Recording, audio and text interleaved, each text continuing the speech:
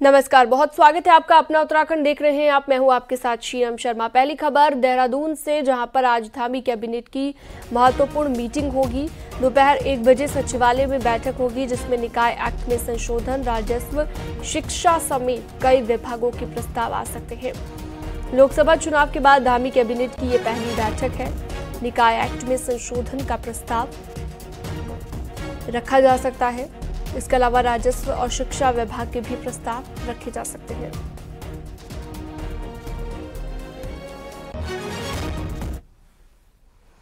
अल्मोड़ा जिले के सल्ट में एक ऑल्टो कार गहरी खाई में जा गिरी, जिसमें एक 6 महीने के बच्चे की मौत हो गई, जबकि 3 लोग घायल हो गए। कार कोटद्वार से आंसू बाखली जा रही थी, तभी सल्ट के झीमार में हादसा हो गया।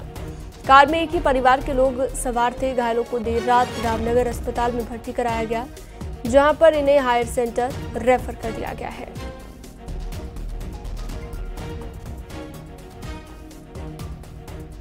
आसो बात नहीं है, ससुराल है इसका, अमित का। वो अपने ससुराल आ रहा था बच्चों को लेकर के। तो घायल कितने लोग थे? घायल लोग कितने लोग घायल हैं? सब घायल ही है, ये तो 3-4 बच्चा तो एक्सपायर हो गया। अब वो तीनों ही घायल है, सीधे से लगा दो उनको। अभी हल्द्वानी में बंद पड़ी HMT फैक्ट्री को बाघ ने अपना निशाना बनाया और यहां पर बाघ ने इसे आशियाना बनाया। बाघ की मूवमेंट लगातार यहां पर देखी जा रही है। स्थानीय लोगों का कहना है कि बाघ के साथ उसके बच्चे भी कई बार यहां पर देखे गए। बाघ की चहलकदमी बढ़ने से लोगों में खौफ का माहौल देखा गया।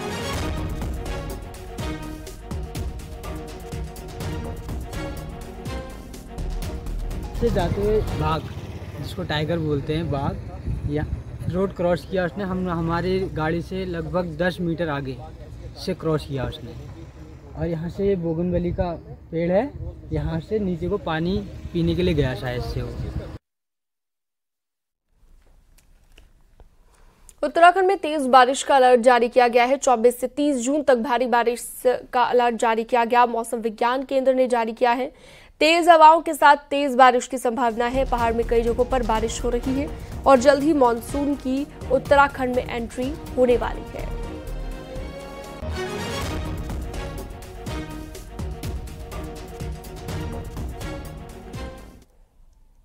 मौसम विभाग के अलर्ट के बाद प्रशासन के आगे मानसून से निपटने की चुनौती है। कुमाऊं कमिश्नर ने मानसून को लेकर निर्देश जारी किए। कुमाऊं मंडल के सभी डीएम को तेज बारिश से पहले नालों की सफाई के साथ पहाड़ी इलाकों में कलमट को खोलने को कहा गया है। तो संवेदनशील क्षेत्रों में जेसीबी मशीन मानसून के दौरान 24 घंटे तैनाती को कहा गया है। वहीं आपदा संभावित इलाकों में राशन, दवा के साथ कनेक्टिविटी को बनाए रखने को कहा गया है। इसके साथ ही कुमाऊं मंडल के अधिकारियों को मानसून की SOP पर अमल करने के लिए कहा गया है।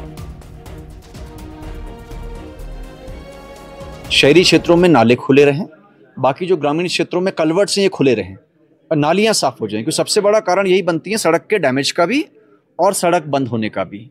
सेकेंडली, इस बार वनाग्नि बहुत ज़्यादा हुई है काफ़ी जगह, तो वनाग्नि की वजह से ऊपर की हमारी जो सॉइल लूज हो गई है, काफ़ी जगहों पे स्लाइड्स हो सकते हैं। तो उन जगहों को पहले से चिन्हित करना होगा। वहाँ पे आसपास हमारी JCBs होनी चाहिए।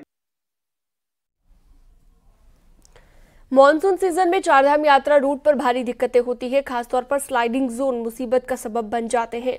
हल्की बारिश होने पर भी स्लाइडिंग जोन सक्रिय हो जाते हैं और भूस्खलन का खतरा लगातार बना रहता है। इसके साथ ही बरसाती नाले भी उफान पर आ जाते हैं और यात्रियों को भारी दिक्कतों का सामना करना पड़ता है। वहीं जिले के प्रभारी मंत्री सौरभ बहुगुणा ने जिला प्रशासन को सभी तैयारी समय पर पूरी करने के लिए निर्देशित किया है। कोशिश है कि मानसून आने से पहले जितनी भी तैयारियां हैं, जो स्पेशली ट्रैक रूट पे जो स्लाइडिंग जोन्स हैं, जो जहाँ पर लैंडस्लाइड होने का डर होता है, जहाँ पे आपदा आने का डर होता है, उनको पहले से हम प्रिपेयर कर लिया जाए ताकि श्रद्धालुओं को, घोड़े खच्चरों को कोई समस्या ना हो। अल्मोड़ा के बिनसर में धधकी जंगल की आग घटना में 5 लोगों की जिंदगी जा चुकी है। हादसे के बाद वन विभाग ने बिनसर से सटे ग्रामीणों को घटना के लिए जिम्मेदार बताया, लेकिन विभाग के इस रुख से ग्रामीणों में भी भारी नाराजगी देखने को मिली।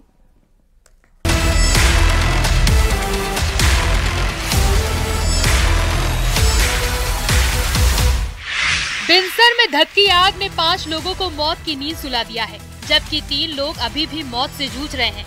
इस हादसे के बाद जहां वन विभाग की भूमिका पर कई सवाल खड़े हुए हैं, वहीं सरकार ने भी टॉप लेवल के 3 अधिकारियों पर कड़ा एक्शन लिया है। लेकिन अब वन विभाग ने इस घटना के लिए बिनसर सेंचुरी से सटे रिसाल गांव के लोगों को जिम्मेदार ठहराया है और बाकायदा अज्ञात ग्रामीणों के खिलाफ रिपोर्ट भी दर्ज कराई है। अप्रत्यक्ष रूप में जो है कि इन हत्याओं के लिए जिम्मेदार भी है और उसी के कारण ये जाने गई हैं, हमारे वन परिवार को क्षति हुई है। इसलिए हमने जो है एक संभावित रूप में जो निकटस्थ गांव है उसके ग्रामीणों का उसका या अन्य किसी अराजक तत्व पर संदेह व्यक्त किया है। जंगलों में लगी आग पर काबू पाने में वन विभाग भले ही असफल रहा हो, लेकिन बिना किसी ठोस सबूत के ग्रामीणों के सिर ठीकरा फोड़ने से महकमा कई सवालों में घिर गया है। रिसाल के ग्रामीणों की माने तो उन्हें जंगलों को बचाने के लिए पहचाना जाता है। सेंचुरी बनने के बाद भी जंगल से ग्रामीणों को भले ही रत्ती भर भी फायदा न हुआ हो, बावजूद जंगल में लगी आग को सैकड़ों बार ग्रामीणों ने अपनी जान जोखिम में डालकर बुझाया है। रिसाल गांव के लोगों ने पीढ़ियों से अपने जंगल को बचाने में एक बड़ी भूमिका निभाई है। सेंचुरी बनने के बाद तमाम प्रतिबंधों के बावजूद भी वो इस जंगल को बचाने में अपना बड़ा योगदान दे रहे हैं। मेरा गांव रिसाल चारों तरफ से जंगल से घिरा हुआ है और जंगल में आग लगाने का तात्पर्य है अपने ही घरों में आग को आमंत्रित करना, और जो कि ग्रामीण कभी नहीं करेंगे। बिनसर के जंगलों में आग कैसे धधकी, इसकी कोई ठोस वजह अभी तक सामने नहीं आई है, लेकिन विभाग ने जिस तेजी से ग्रामीणों के ऊपर आग का ठीकरा फोड़ा है, उससे रिसाल गांव में हताशा जरूर है। यही नहीं, वन विभाग का ये कदम पहाड़ों में ग्रामीणों को जंगल से दूर भी करेगा, जिसका खामियाजा आने वाले सालों में विभाग के साथ पर्यावरण को भी उठाना पड़ेगा। अल्मोड़ा से किशन जोशी के साथ पिथौरागढ़ से विजय वर्धन, उप्रेती की रिपोर्ट।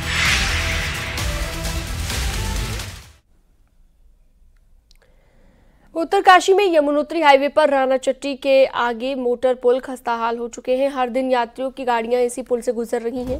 पुल की प्लेट उखड़ गई है और गाड़ियां पुल के ऊपर से गुजर रही है। ये यमुनोत्री धाम जाने के लिए मुख्य पुल है। वहीं ग्रामीणों का आरोप ये है कि कुछ लोग पुल को नुकसान पहुंचा रहे हैं।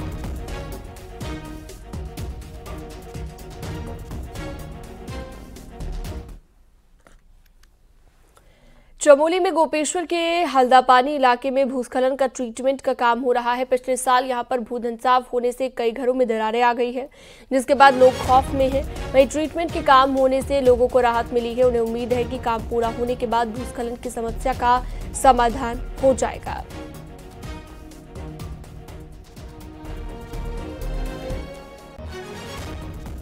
इन्होंने जो है माइक्रोपाइलिंग सिस्टम और एसडीए के द्वारा इस भूस्खलन को रोकने का प्रोग्राम बनाया है, जो कि IIT रुड़की की देखरेख में चल रहा है।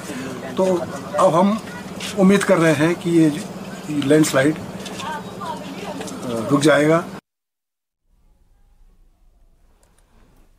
पहाड़ के गांव भी इन दिनों प्रवासियों के लौटने से गुलजार हैं। कोरोना काल के बाद हर साल अब प्रवासी अपने गांव का रुख कर रहे हैं। देखिए,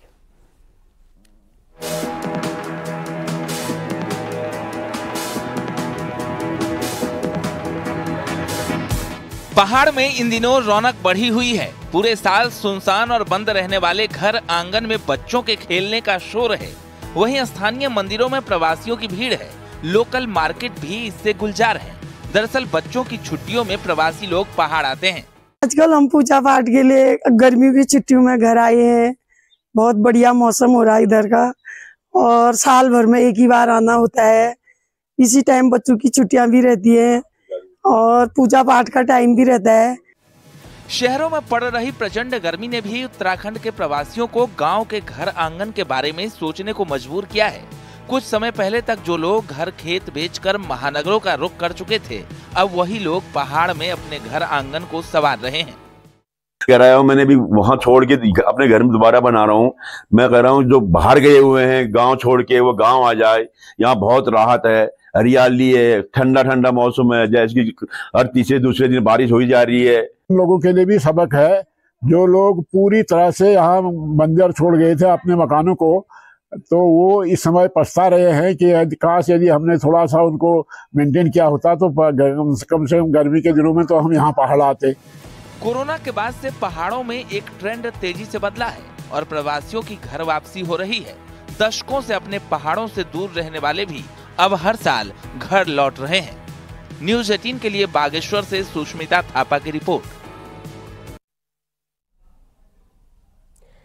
सिर्फ रेफर सेंटर बन चुका पौड़ी का जिला अस्पताल अब एक बार फिर से सरकार अपने हाथों में लेने जा रही है। बीते 3 सालों से जिला अस्पताल पीपीपी मोड पर चल रहा था, जिसे महंत इंद्रेश अस्पताल चला रहा था, लेकिन अपने खराब ट्रैक रिकॉर्ड के चलते ये अस्पताल जल्द सरकार फिर से चलाएगी। इस अस्पताल में अव्यवस्थाओं की लगातार सूचनाएं आ रही थी, जिस पर अब स्वास्थ्य मंत्री धन सिंह रावत ने कहा कि हमारे यहाँ पर पूरा स्टाफ हो चुका है। जनता की मांग को देखते हुए अब इसे सरकार चलाएगी। लेकिन दिक्कत वहाँ पे आती है कि जब छोटी छोटी सी भी इलाज के लिए, चाहे बच्चा हो, चाहे बूढ़ा हो, चाहे कोई भी हो, उसके लिए उसको रेफर सेंटर इन लोगों के द्वारा बना दिया गया था। समय हम पे डॉक्टरों की भी कमी थी, नर्सिंग स्टाफ की भी कमी थी। अब हमने नर्सिंग स्टाफ भी पूरा कर दिया है, एएनएम भी पूरे भर दिए हैं, टेक्नीशियन भी पूरे आ गए हैं, डॉक्टर भी अब हमारे पास MBBS डॉक्टर जो है सरप्लस हो गए हैं। तो जब अब हम पे संसाधन हो गए हैं तो मुझे लगता है कि जनता की जो डिमांड है उसको हम पूरा जरूर करेंगे। प्रदेश कांग्रेस की गुटबाजी किसी से छिपी नहीं है। ऐसे में कई बार कांग्रेस के बड़े नेता अपनी बयानबाजी से भी इसे साबित करते नजर आते हैं। एक रिपोर्ट देखिए।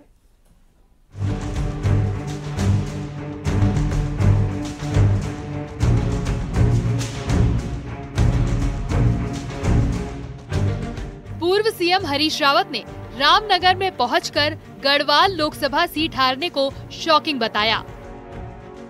उन्होंने कहा कि सारे देश में चल रहा था कि कांग्रेस गढ़वाल लोकसभा सीट पर काबिज होने जा रही है, लेकिन ऐसा नहीं हुआ। इस लोकसभा सीट की रामनगर विधानसभा सीट पर भी उन्होंने सवाल उठाते हुए कहा कि अपने मायके में ही कांग्रेस हार गई। मुझे चिंता है इस बात की, और हम उम्मीद ये करते थे कि गढ़वाल, सारे देश को उम्मीद थी कि गढ़वाल संसदीय क्षेत्र से श्री गणेश गुजियाल जी, जो एक बहुत श्रेष्ठ और एक होनहार नेता है, वो चुनाव जीतने जा रहे हैं। हम रामनगर को कांग्रेस का मायका समझते हैं, लेकिन मायका क्यों रूठ गया है, ये एक कठिन विषय है, इसका समाधान निकालेंगे। उधर रामनगर सीट को अपनी कर्म भूमि बता रहे रणजीत रावत ने इस हार का दोष कांग्रेस के ही नेताओं पर मढ़ दिया है। उन्होंने कहा कि जब पार्टी के बड़े नेता विरोधियों के तारीफों के पुल बांधते हों और अपनी पार्टी के कार्यकर्ताओं का मनोबल तोड़ने पर लगे रहते हैं, ऐसे में इसी तरह के परिणाम संभावित थे। अब छाती पीटकर क्या होने वाला है? देखिए, जब संगठन के बड़े नेता विरोधी दलों के नेताओं की प्रशंसा करने लगे और ये कहने लगे कि हमारे कार्यकर्ता हतोत्साहित हैं, तो कार्यकर्ता उसमें क्या कर सकता है। नतीजे उनकी अपेक्षा के अनुसार आए हैं। जो स्टेटमेंट उन्होंने दिया है, जो उन्होंने महसूस किया होगा, सीनियर नेता हैं, अनुभवी हैं, उन्होंने जो महसूस किया पहले ही समझ लिया कि ऐसा होने वाला है, वैसे नतीजे आए हैं। प्रदेश में कांग्रेस बुरे दिनों से गुजर रही है। लोकसभा की सभी 5 सीटें हार चुकी है। नेताओं की गुटबाजी ने राज्य में पार्टी को कमजोर ही किया है, लेकिन इस पर मंथन के बजाय एक दूसरे पर ही दोष मढ़ने में नेता व्यस्त हैं। न्यूज 18 के लिए रामनगर से गोविंद पाटनी की रिपोर्ट।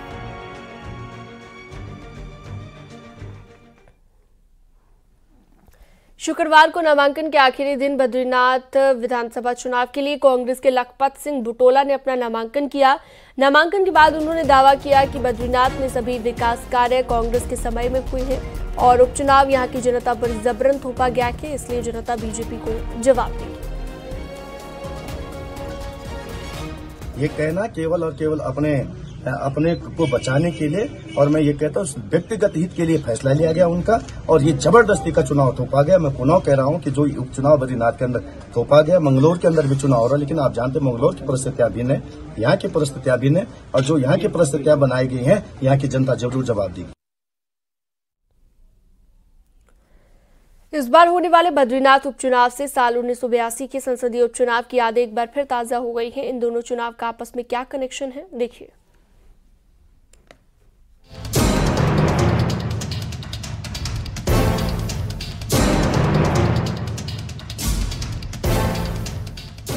बद्रीनाथ विधानसभा उपचुनाव में बीजेपी और कांग्रेस ने अपने प्रचारकों की लंबी फौज उतार दी है, जिससे साल 1982 में पौड़ी गढ़वाल सीट पर हुए उपचुनाव की यादें ताजा हो गई हैं।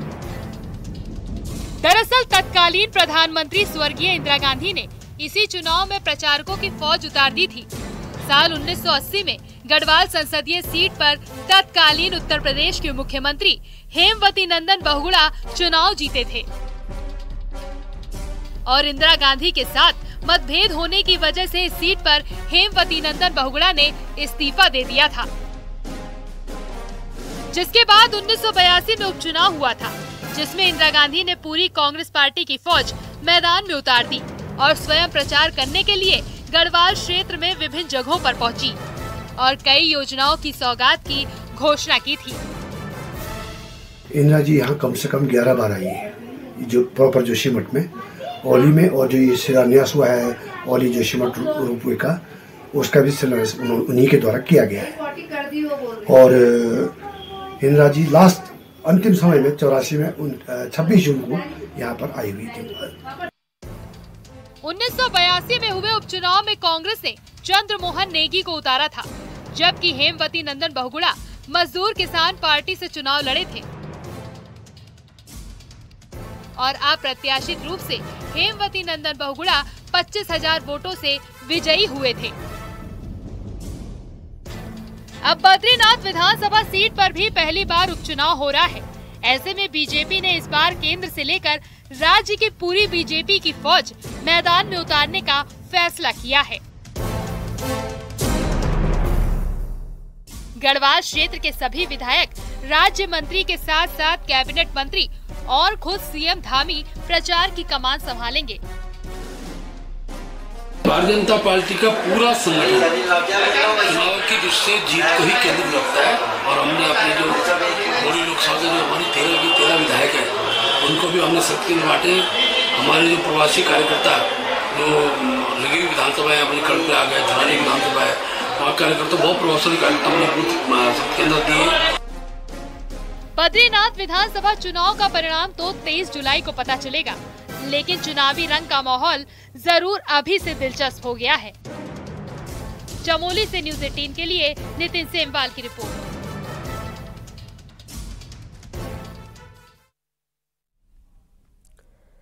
नागरिकता संशोधन कानून लागू होने के बाद पाकिस्तान से आए हिंदू काफी खुश हैं। ऐसे में शुक्रवार को बलूचिस्तान से आए 27 हिंदुओं ने नागरिकता के लिए आवेदन किया और जल्द से जल्द भारत के नागरिक बनना चाहते हैं।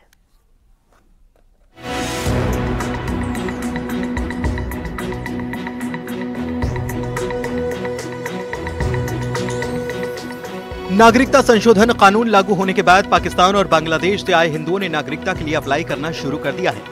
बलूचिस्तान से आकर देहरादून में बसे कुछ लोग शुक्रवार को अपने डॉक्यूमेंट वेरीफाई करने डिस्ट्रिक्ट लेवल कमेटी के सामने पहुंचे।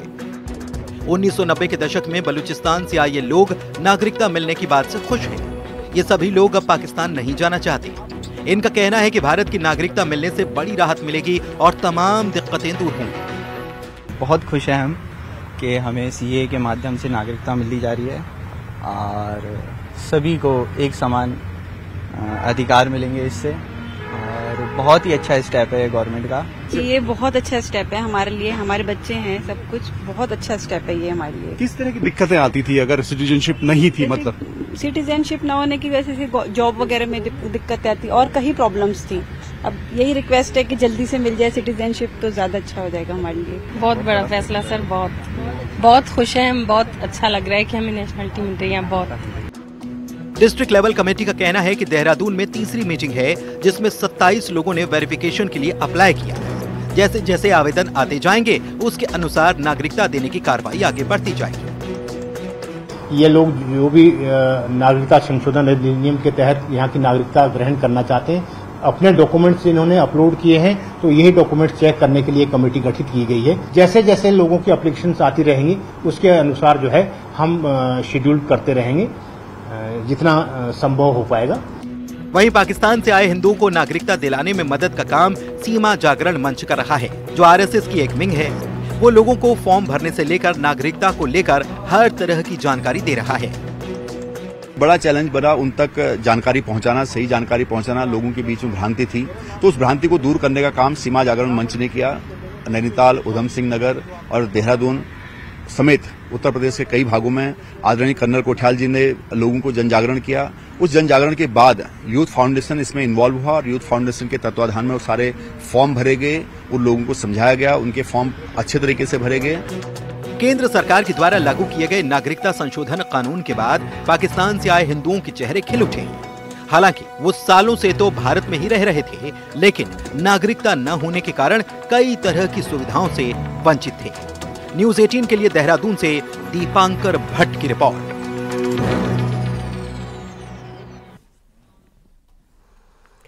अल्मोड़ा की जीवनदायिनी कोसी नदी का जलस्तर लगातार बढ़ता जा रहा है। हालांकि कोसी नदी के किनारे एक ही दिन में 1.5 लाख पौधों का रोपण भी हुआ, लेकिन उसके बाद नदी का जलस्तर लगातार गिर रहा है। वहीं भूवैज्ञानिकों का कहना है कि बारिश के पानी को रोकने के लिए चेक डैम, चेक वाल भी जरूरी है, क्योंकि पौधरोपण करने से ही नदी का जलस्तर नहीं बढ़ेगा। कोसी बैराज में पिछले 5 वर्षों में आज की तारीख में ही 23.5 क्यूसेक पानी है, जो कि पिछले 5 वर्षों सबसे कम है।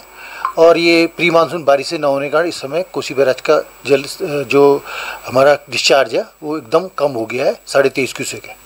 इसी घटते जलस्तर को ध्यान में देते हुए मैंने प्रशासन को, शासन को प्रस्ताव दिया और उन्होंने कार्य भी किया उसमें।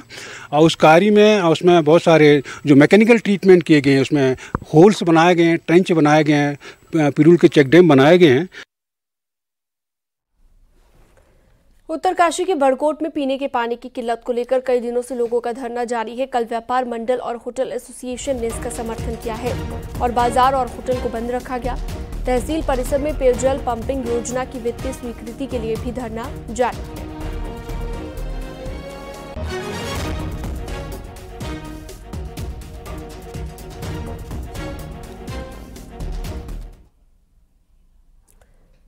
उत्तरकाशी के बड़कोट में पीने के पानी की किल्लत को लेकर जहां लोगों का प्रदर्शन जारी है, वहीं धरने पर अब राजनीति भी शुरू हो गई है।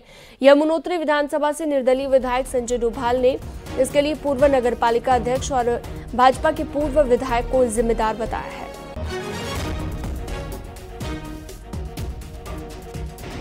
कई पूर्व जनप्रतिनिधि, जिनमें कि बड़कोट नगरपालिका के चेयरमैन रहे और पूर्व विधायक लोग बड़कोट पेयजल संकट के लिए बड़े बड़े बयान दिए जा रहे हैं। मैं आप सब लोगों को केवल इतना कहना चाहूँगा कि जब ये लोग इस कुर्सी पे बैठे हुए थे, तब बड़कोट का पेयजल संकट क्यों दूर नहीं हुआ। और मैं सभी बड़कोट वासियों को बताना चाहूँगा, मैं आपके इस दर्द से पूर्णतः वाकिफ हूँ और आपके इस संकट को मैं बहुत जल्दी दूर कर दिया जाएगा। और वक्त छोटे से ब्रेक का, जल्द लौटेंगे।